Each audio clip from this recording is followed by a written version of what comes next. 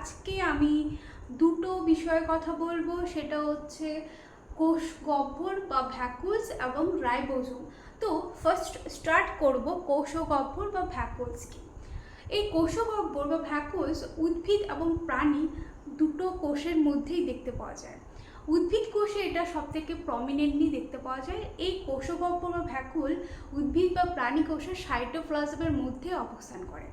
এরপর কথা হচ্ছে উদ্ভিদ কোষে এই ভ্যাকুলস বা কোষ গহ্বর অনেকটা জায়গা জুড়ে থাকে সেলের মধ্যে। একটা সেলের প্রায় 90% জায়গা অকুপাই করে থাকে এই ভ্যাকুলস বা কোষ গহ্বর। কিন্তু প্রাণী কোষের ক্ষেত্রে এই ভ্যাকুলস খুব ছোট্ট ছোট্ট হয়।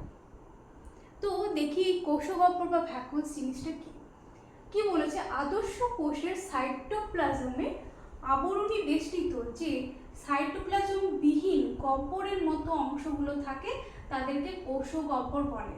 অর্থাৎ এটা একটা সেল, এটা হচ্ছে প্ল্যান্ট সেল আর এটা হচ্ছে অ্যানিমাল সেল। ওকে, তো প্ল্যান্ট সেলের কি বলেছে যে কোষের সাইটোপ্লাজমের মধ্যে অবস্থান করছে, কিন্তু এই ভ্যাকুলসের মধ্যে কিন্তু সাইটোপ্লাজম নেই, সাইটোপ্লাজম বিহীন একটা গহ্বর, এটাকেই বলেছে ভ্যাকুল বা কোষ গহ্বর। প্ল্যান্ট সেলের ক্ষেত্রে কি বললাম, সেলের যে সাইজ তার 90% এই ভ্যাকুল অকুপাই করে রাখে। আর অ্যানিমেলের সেলের মধ্যে এই ভ্যাকুলস ভ্যাকুলস অনেকটা ছোট ছোট হয়, কিন্তু প্ল্যান্ট সেলের ক্ষেত্রে উদ্ভিদ সেলের ক্ষেত্রে এই ভ্যাকুলস অনেকটা বড় হয়। দেখো অ্যানিমেল সেলের ক্ষেত্রে যে এটা নিউক্লিয়াস একদম সেন্টারেই থাকে, কেন্দ্রেই থাকে, কিন্তু উদ্ভিদ সেলের ক্ষেত্রে দেখো ভ্যাকুলটা লার্জ সাইজ হয়েছে এবং নিউক্লিয়াসটা একদম সাইডে চলে গেছে। তো এটা প্ল্যান্টের ক্ষেত্রে খুব প্রমিনেন্টলি দেখতে পাওয়া যায়, কিন্তু উদ্ভিদ সেলের ক্ষেত্রে এটা খুব ছোট ছোট ক্ষুদ্র হয়। এবার বলেছে এই যে ভ্যাকুলস আছে, তো ভ্যাকুলসের মধ্যে কি কি থাকে, এটা একটা গহ্বর, একটা যে ফাঁকা স্থান একটা সেলের মধ্যে। তো এই ফাঁকা জায়গাটা কেনই বা রইলো বা কি জন্য এই ফাঁকা জায়গাটা প্রয়োজন হলো, এই ফাঁকা জায়গার মধ্যে কি আছে। এই ফাঁকা জায়গার মধ্যে কি থাকে, সেল স্যাপ অর্থাৎ কোষ রস। এরপর কি থাকে, ওয়াটার অর্থাৎ জল থাকে, এক্সক্রিটরি প্রোডাক্ট অর্থাৎ রেচন পদার্থ, স্টোরেজ ফুড অর্থাৎ খাবার, অর্থাৎ যেসব খাবার তৈরি হয় সেটা এখানে স্টোরও করে রাখতে পারে।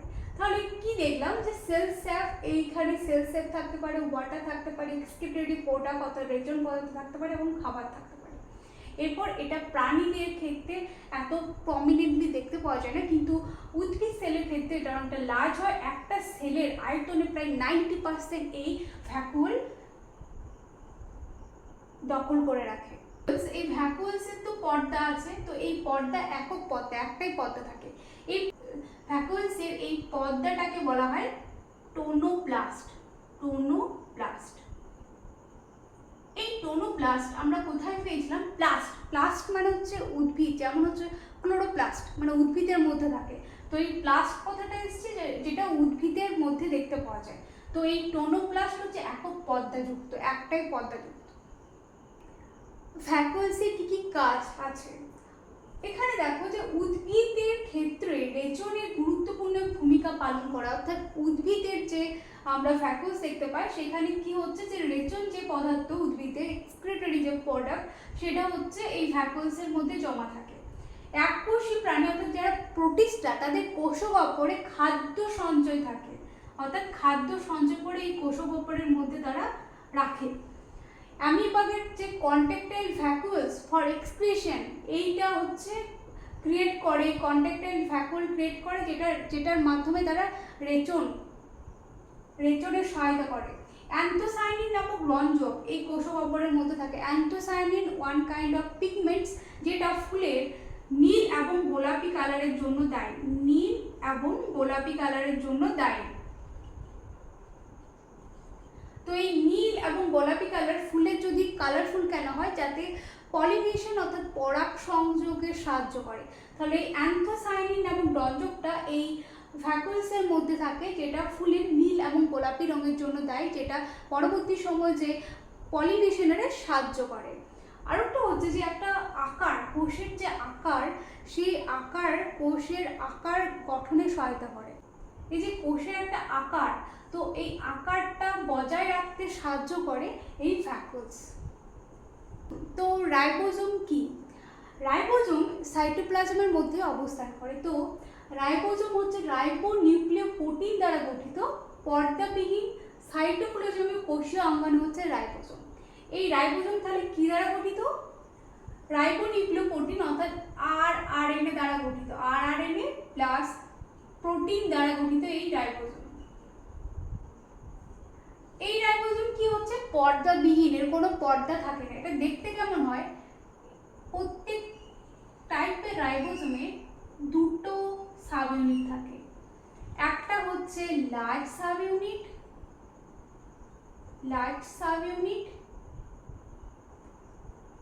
আর একটা হচ্ছে স্মল সাব ইউনিট।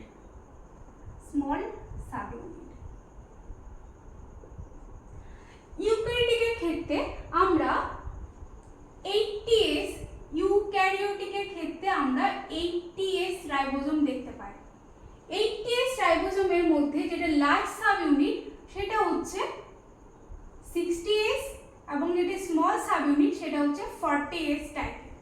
প্রোক্যারিওটিকের ক্ষেত্রে আমরা দেখতে পাই 70S টাইপের রাইবোজোম। Prokaryotic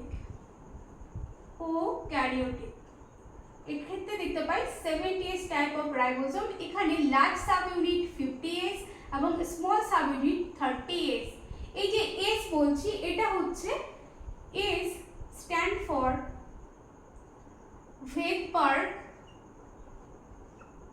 ভেগবার্গ unit. এটা কি জিনিস? এটা যে এই যে এটা একটা সেডিমেন্টেশন কোএফিসিয়েন্ট বলা হয়। এটা হচ্ছে যখন সেন্ট্রিফিউজ করা হয় রাইবোজোমকে, তখন যে স্পিডে যে যত তাড়াতাড়ি সেডিমেন্ট হয় সে তার যে মানটা তত হাই। ওকে, তো যেমন ইউক্যারিওটিকের 80S, এটা তাড়াতাড়ি অর্ধক্ষেপণ হয় অর্থাৎ সেডিমেন্টেশন হয়ে যায়, এবং প্রোক্যারিওটিকের ক্ষেত্রেও এটা 70S, এটা যে সেডিমেন্টেশন হতে বেশি টাইম লাগে। তো যে যত বড় হয় তার সেডিমেন্টেশন রেট তত হাই হয়, আর যে কম হয় তার সেডিমেন্টেশন রেট কম হয়। তো এটা ছিল রাইবোজোমের কথা। এবার রাইবোজোমের কি কাজ? এটা তো দেখলাম যে রাইবোজোম এরকম দেখতে হয়। রাইবোজোমের কাজ হচ্ছে প্রোটিন সিনথেসিস করা। প্রোটিন সিনথেসিস কি জিনিস? আরআরএনএ অর্থাৎ এমআরএনএ থেকে যখন প্রোটিন তৈরি হয়, এই পদ্ধতিকে বলা হয় ট্রান্সলেশন। এই যে ট্রান্সলেশন অর্থাৎ প্রোটিন তৈরি করতে সাহায্য করে রাইবোজোম। তো ওই জন্য রাইবোজোমকে বলা হয় প্রোটিন ফ্যাক্টরি। অর্থাৎ যে কিনা প্রোটিন তৈরি করা অর্থাৎ প্রোটিন সিনথেসিস করতে পারে এই রাইবোজোম। তো কি হচ্ছে এই রাইবোজোম? আমরা যখন ইউক্যারিওটিকের কোষের ক্ষেত্রে দেখি, আগে পড়েছিলাম যে এন্ডোপ্লাজমিক রেটিকুলামের গায়ে রাইবোজোম লেগে থাকে তাকে বলা হয় রাফ এন্ডোপ্লাজমিক রেটিকুলাম। অর্থাৎ সেখান থেকে যখন এমআরএনএ সাইটোসলের মধ্যে আসে, তখন এই এমআরএনএ-কে বাইন্ড করছে এই রাইবোজোম, তখন স্টার্ট হয়ে যায় প্রোটিন সিনথেসিসে। তো এটা কোথায় দেখতে পাবো? ইউক্যারিওটিক সেলের ক্ষেত্রে আমরা এন্ডোপ্লাজমিক রেটিকুলামে এটা আমরা দেখতে পাই। এখানে কি কাজ করে? প্রোটিন সিনথেসিসের কাজ করে, প্রোটিন সিনথেসিস। এবং প্রোক্যারিওটিকের ক্ষেত্রে আমরা একে সাইটোসলের মধ্যে দেখতে পাবো, সাইটোসল। এটাই ছিল রাইবোজোমের কাজ। Thank you so much. পরের বার অন্য কোনো টপিক নিয়ে কথা